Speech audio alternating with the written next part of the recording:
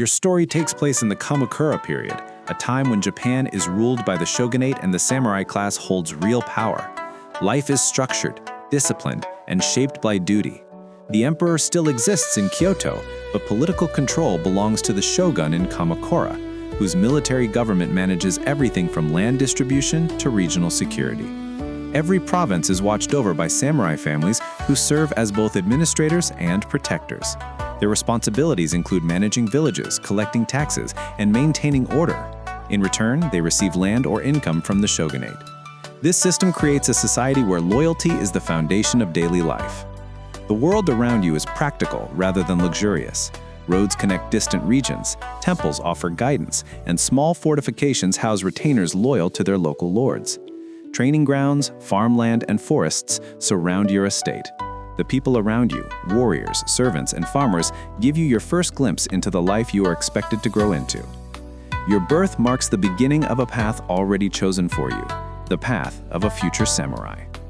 Part 1. Birth. You are born into a mid-ranking samurai household serving a local lord with ties to the Kamakura shogunate. Your family is respected, stable, and responsible for supporting the administration of your province. From the moment you enter the world, your relatives see you not only as a child, but as a future retainer who must uphold the clan's duties. Your home is built for function rather than comfort. Wooden floors, tatami mats, and simple furnishings make up your surroundings. Weapons and armor are kept in visible places, reminding everyone in the household of their responsibilities. Even though you are too young to understand anything, the environment you are born into sets the tone for your future. Samurai households follow a strict routine, and your birth becomes part of that routine rather than a dramatic event. Adults wake before sunrise, tend to the estate, and begin their training or administrative work. The rhythms of daily life continue around you, forming the backdrop of your earliest days. Shortly after your birth, priests or monks visit to perform blessings for your health and protection. These rituals are important because childhood illnesses are common during this era. Your family treats your survival as a matter of both personal and clan importance. Every precaution is taken to ensure you stronger with each passing month. Your early years are spent under close supervision. Relatives and attendants watch your health, warmth, and nutrition carefully. Winters can be harsh, food supplies can vary, and the risk of disease is always present. Part 2. Childhood.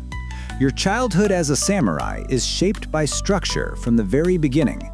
Even before you understand why things are done a certain way, you grow up inside a system built on routine, discipline, and loyalty. A samurai home is not a relaxed environment. Every adult has clear responsibilities, and every child is expected to grow into theirs. When you reach the age of 3 or 4, your training in manners begins. In this era, samurai children are expected to behave properly at all times. You learn to greet elders respectfully, sit in seiza without complaining, and follow instructions immediately. These small actions form the foundation of your discipline. Adults correct you often, but not harshly. Firmly enough to teach you, but carefully enough to avoid discouraging you. This reflects a belief that discipline starts with consistency, not punishment. As you get older, your household chores increase. You help sweep floors, bring water, clean small tools, and assist in preparing the training yard. None of these tasks are demanding on their own, but they teach you responsibility. Samurai children are not raised to feel separate from work. They are raised to understand it. Your formal education begins around the age of 6 or 7. A local monk or educated retainer teaches you to read and write basic characters. You start with simple texts, often poems or classical writings used throughout Japan. Writing practice is repetitive, but repetition is the core of learning during this time. Alongside reading and writing, you learn arithmetic, enough to understand land records, tax documents, and supplies management, skills you will need as an adult. Martial arts training also begins during this stage. You start with basic physical conditioning, proper posture, balance, running techniques, and safe falling. Once you are ready, you use a wooden sword called a bokken. Early lessons focus on grip, stance, and movement. You repeat simple strikes and blocks hundreds of times because samurai training prioritizes correct form over speed. Your instructor watches carefully, correcting you whenever necessary. Archery practice begins soon after. At first, you handle a light bow designed for children. You practice pulling the string, aiming, and maintaining posture. Hitting targets is less important than learning how to hold yourself correctly. Archery is a major component of samurai warfare during the Kamakura period, so your family takes your training seriously. Your daily life is divided between learning, chores, and physical activity. You are never left without purpose. If you are not studying, you're helping around the estate. If you are not helping, you're practicing footwork or simple techniques in the yard. This creates a childhood that feels strict by modern standards, but for a samurai family, it is considered proper preparation. Despite the seriousness of your environment, you do find moments of play. Most of your games involve imitation, mock sword fights with other children, or pretend patrols around the estate. These games feel fun, but they also reflect the life you are being shaped for. Adults do not discourage this kind of play because it builds familiarity with movement and coordination. Seasonal festivals bring rare excitement. During New Year's celebrations, the household becomes more relaxed. Families eat special foods, visit temples, and exchange simple gifts. Festivals honoring local deities also give you brief breaks from training and study. You watch performances, listen to music, and see farmers and warriors come together. These moments give you a broader understanding of the community around you. As you grow older, expectations increase. Your elders watch your progress closely. They want to see how well you learn, how you behave, and whether you show signs of responsibility. You are reminded that one day you must serve your Lord, protect your land, and support your family.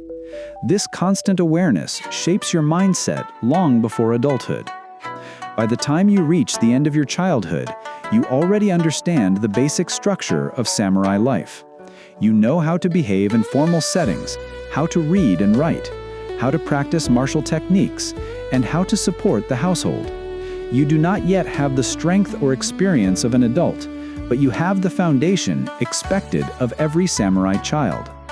This stage prepares you for the next, your teenage years, where expectations rise and training becomes far more demanding.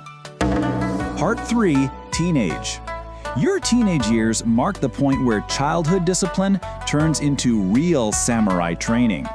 The expectations placed on you become heavier, and the people around you begin treating you less like a child and more like a developing warrior. The Kamakura period values readiness and reliability, and your training reflects that shift. Around the age of 12 or 13, your physical training intensifies. Wooden swords become heavier, footwork drills become faster, and instructors demand precision. Every movement matters. You begin practicing combinations of strikes, blocks, and turns. These routines help you build the muscle memory needed for future combat. Training is held outdoors throughout the year, regardless of weather. You learn to endure cold winds, summer heat, and long hours without complaint. Archery becomes one of your main focuses during this stage. The bow used by samurai is large and requires significant strength, so you gradually train your arms, back, and posture. At first, you practice stationary shooting at controlled distances. But as you improve, your instructor introduces moving targets and horseback shooting preparation. These advanced techniques reflect the military style of the Kamakura period, where mounted archery is considered an essential skill for capable warriors. Your academic education remains important. You continue studying reading, writing, and arithmetic, but your lessons expand to include administrative knowledge. You learn how to read land records, interpret tax documents, and understand the responsibilities of managing a household or estate. Your mentors explain the legal structure of the shogunate, so you understand how orders move from the shogun to regional lords and down to samurai families like yours. This helps you prepare for future administrative duties. During your teenage years, you are given more responsibility around the estate. You help inspect weapons, organize storage rooms, manage supplies, and support the care of horses. These tasks are not meant to burden you. They are designed to teach you how a samurai household functions on a daily basis. You learn how much work is required to keep an estate running and how everyone's role contributes to its stability. Training matches begin around this time. These matches are supervised but significantly more intense than play fighting. You face opponents your age or slightly older, testing your footwork, awareness, and reaction speed. Younger children observe how you train and move, using you as an example. This responsibility influences your mindset, encouraging you to act more carefully and maturely. As you grow stronger, you start accompanying older samurai on local patrols. These short journeys allow you to observe how samurai interact with villagers, resolve disputes, and ensure the security of the region. You see firsthand the practical duties that come with the title of samurai. You also learn about the challenges of rural life, bandit threats, land disagreements, crop management issues, and communication with regional authorities. Occasionally, you visit your local lord's residence. These visits expose you to formal procedures, like reporting for duty, delivering messages, or observing meetings. You watch how senior samurai address their lord and how orders are distributed.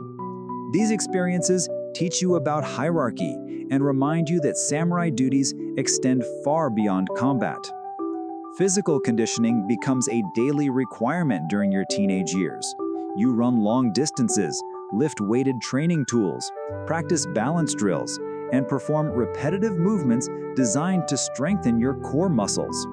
Your instructors emphasize endurance and stability, explaining that a samurai must maintain control even during long battles or stressful situations. Religious practices continue to be part of your upbringing.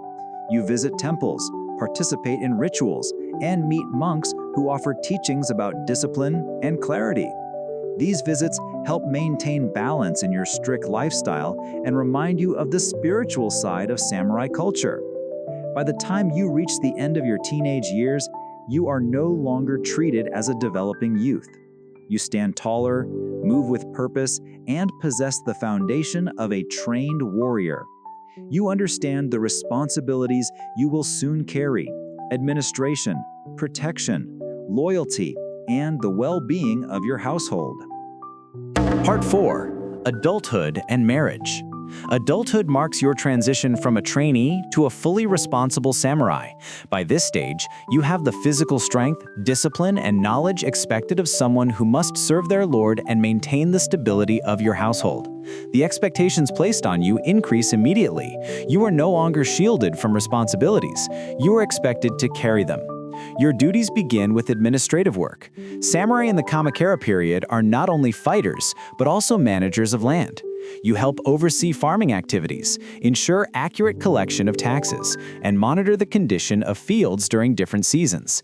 Farmers in your territory rely on you to maintain fairness and protection.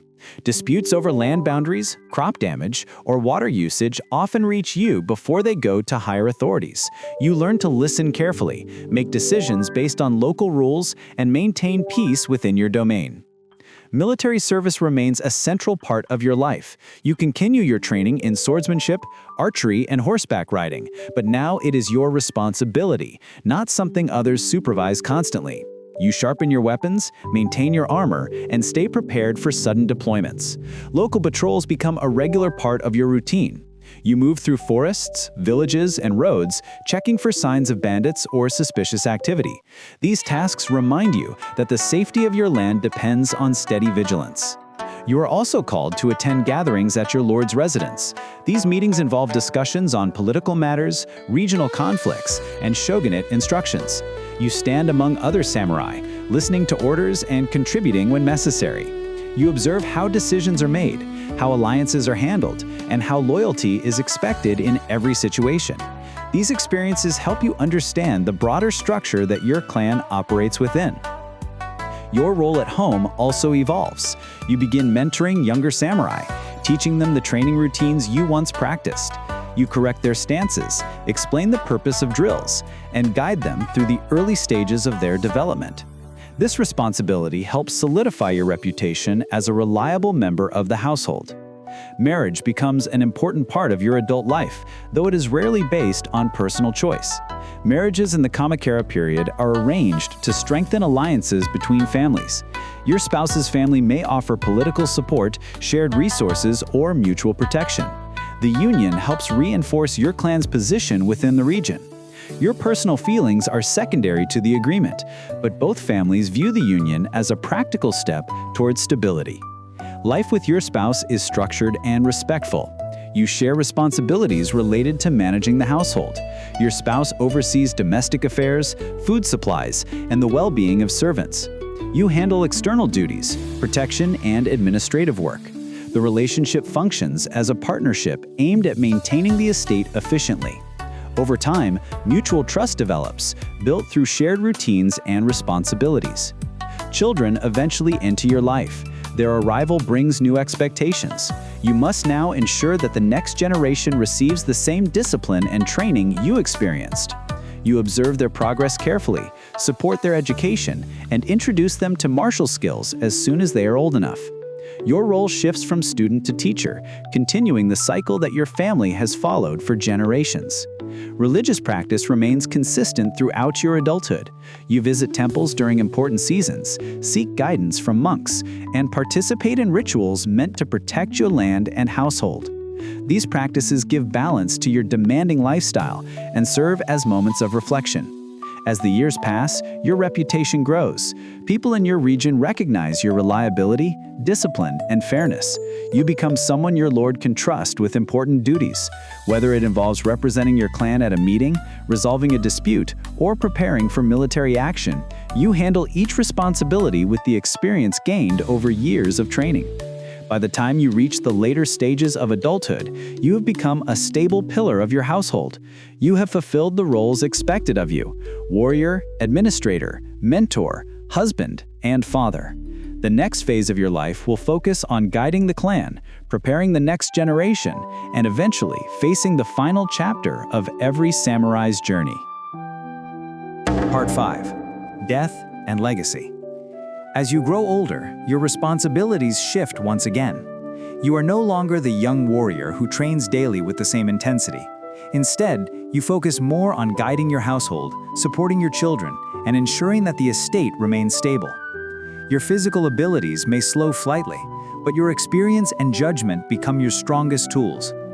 Younger samurai come to you for advice, and your lord trusts you with tasks that require patience and understanding. In your later years, you take on a more supervisory role. You oversee the same administrative duties you handled in adulthood, but now you delegate more work to capable members of the household. You observe their performance carefully, offering corrections when needed. The goal is to prepare them to handle these responsibilities long after you are gone. You know that a samurai's duty extends beyond their own lifetime. It includes preparing the next generation. Your relationship with your family deepens. You watch your children grow into their roles, whether as warriors, administrators, or household caretakers. You ensure they understand discipline, loyalty, and the expectations placed upon them. As you age, you begin to reduce your involvement in physical training, instead focusing on teaching through explanation and demonstration. When illness or age finally weakens your body, your household becomes quieter. Family members gather more often, monks visit to offer prayers, and rituals are performed to bring peace and clarity. You spend more time reflecting on your life, your service, your family, and the stability you helped maintain. There is no dramatic ending, no battlefield farewell. Instead, your death comes naturally, surrounded by the people and traditions that shaped your entire life. After your passing, your family performs funeral rituals according to samurai customs. Your body is prepared with care, offerings are made, and prayers are chanted to guide your spirit. The household observes a period of mourning, during which normal activities are carried out with more restraint and respect. Your possessions, such as your armor, weapons, and personal documents, are handled carefully. Some are passed down to your children. Others are preserved as part of the family's history. Your legacy lives on through the structure and stability you maintained. The records you kept, the disputes you resolved, the land you protected, and the children you raised all contribute to the future of your clan. People in your region remember you as someone who fulfilled their duties consistently and respectfully. Your reputation becomes part of the household's identity, strengthening its standing for years to come. Your life reflects what it meant to be a samurai in the Kamakura period: disciplined, responsible, loyal, and dedicated to the well-being of those you served. Your death does not end your influence.